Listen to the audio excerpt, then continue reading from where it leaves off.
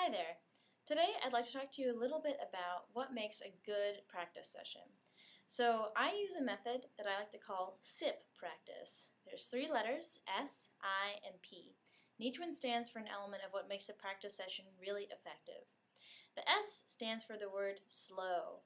So even though many of us are tempted to practice things up to tempo and make them flashy as soon as possible, slow practice really helps you get the technique down and make it flawless.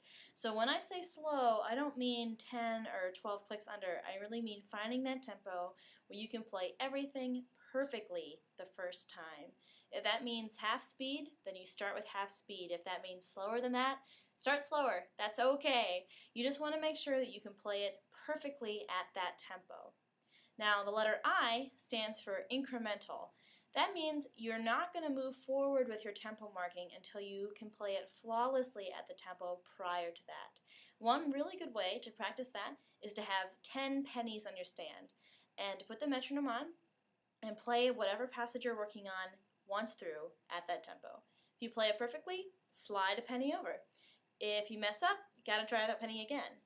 That means that before you can move on, you have to play it 10 times perfectly in a row at that tempo marking. It sounds tedious, but it really works. The P stands for purposeful. And by that I mean you really need to be focused in your practice session. Sitting down and noodling around for an hour does not really count as practice. You need to know what you're going to work on, you need to have a plan, and you need to be focused the whole time. That means no texting, don't practice while the TV is on, don't try and do homework while you practice.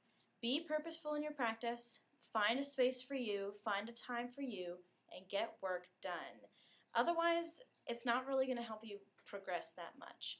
So sum it up, SIP practice, slow, incremental, purposeful practice time.